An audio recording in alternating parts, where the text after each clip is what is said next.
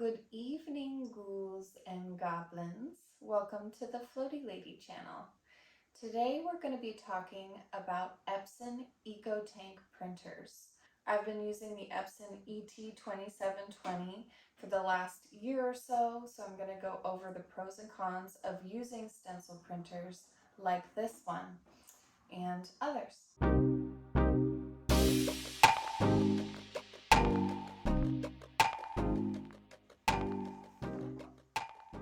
So it's my understanding that most of these Eco-Tank printers have the same performance and capabilities. Let's talk about the pros of these kinds of printers.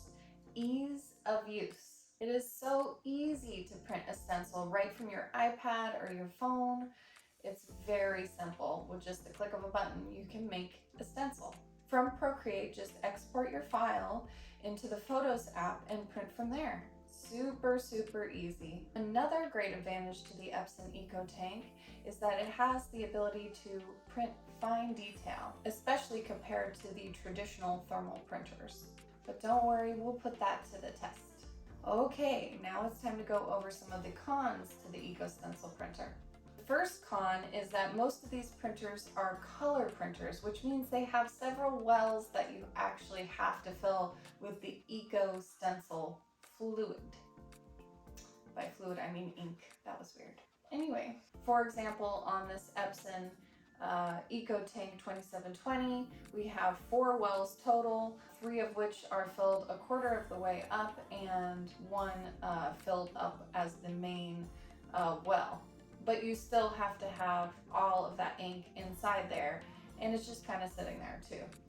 So that is kind of a con because it seems sort of wasteful and gets expensive because this ink is not cheap. The next con is unfortunately one that we had to find out the hard way. These types of printers need to be used at least once a week to keep the nozzles running efficiently, and unfortunately they do dry up if you don't use it on a regular basis. We were moving and we did not use it for a few weeks and it did dry up on us. So we did have to replace our Epson Eco-Tank printer. Ooh. They do make cleaning kits, which I purchased to try to fix the problem. Unfortunately, after cleaning out the printer, it was printing lightly. We thought, okay, maybe it would print lightly a few times and go back to normal, but it just never did. So something happened to the line or the well, I guess, when we were cleaning it. So that did not fix it. Plus we did buy the little cleaning pack, so that's a little annoying. So are Eco-Tank printers worth it? Yes, they are! That's right, I got this new Epson Eco-Tank M1170. Yeah. What makes this printer a little more special is that it's a monochrome printer, which means it only has 1 ink well. Obviously, I'm going to be worried about it drying up, so when I start using it, I'm going to make sure we use it at least once a week and make a few prints. Let's do some printing and compare it to my thermal printer. Okay, so first up we have this ornate necklace. On the left here I have spirit paper with the thermal printer, and on the right here we used our brand new Epson Eco-Tank. And as you can see, there is quite a bit of difference in the detail, even with a fairly simple design with some ornate features. I'm noticing also with the transfer paper, one of the downsides is if there's any folds in the paper at all, it won't transfer properly. The ink won't transfer properly into the design, and you might get some patchy areas that are missing ink. Whereas with the Epson, it seems like you're gonna get a perfect print every time. So, yep, hands down, the one on the right looks better.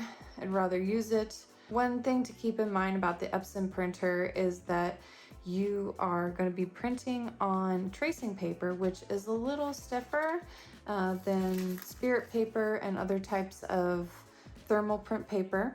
So that will make the application of the stencil a little more tricky with the tracing paper, but not impossible, just a little more challenging for sure, and definitely a lot harder for beginners.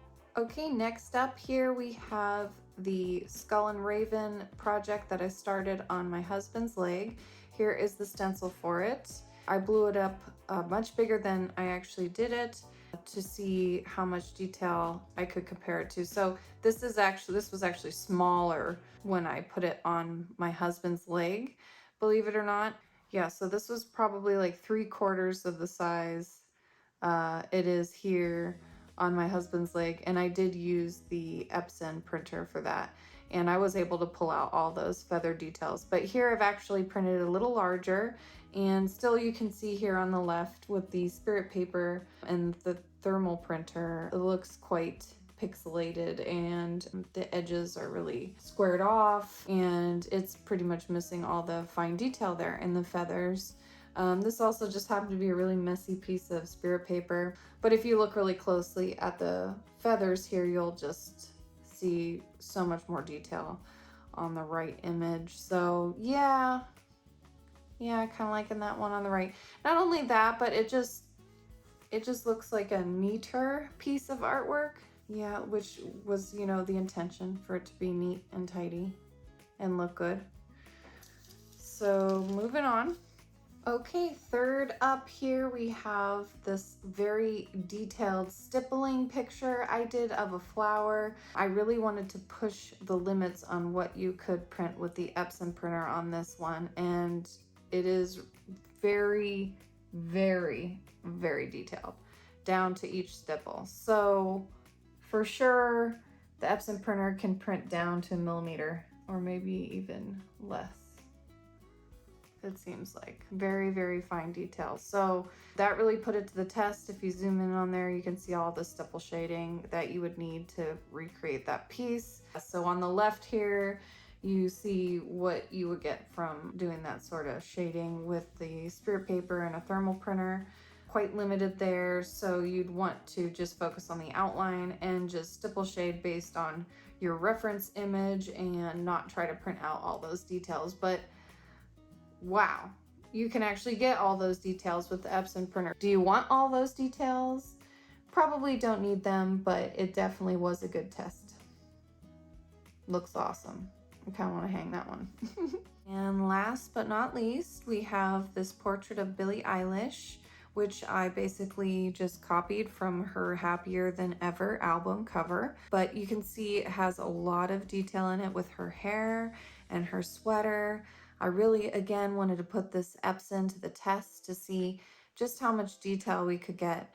And if you notice, once it gets to the middle of her face, on the left there, you lose pretty much all that fine line detail that you can actually pick up on the right there with the Epson printer. So I think it's obvious that the Eco-Tank printers are superior to thermal printers, but if you're going for traditional work here, people, don't worry about it.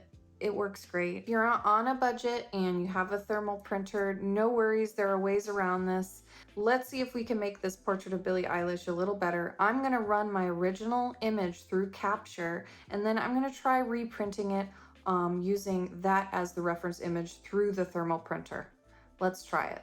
Okay, so on the left here is the version that I used with thermal printer originally. On the right here is the same image. I put it through Capture. I printed a little smaller, which actually should help too, and probably would be a more realistic size anyway for a tattoo. So let's try printing that version and seeing how it comes out on the thermal printer. All right, let's see how we did with this version. Yeah, it got much better detail this time. You can really see the image much better than you could before. Losing it a little bit in the eye right there, but certainly much better than before. So very doable if you're on a budget. You can stick to thermal printing. If you're trying to get into realism or portraiture, I would recommend getting the Epson Eco-Tank printer because these stencils look great. Here they are, check them out. All of the prints we made today with the Epson, and they look perfect. So might be a little trickier getting them on the skin, but definitely way more detail, way more capability for those more complicated pieces. All right, that completes my evaluation of the Epson printer and my comparison to thermal printers for making stencils in the tattoo industry. I hope you've enjoyed this episode and it's been helpful. Don't forget to smash that like button and subscribe for more. Take care, guys. Bye. So much detail.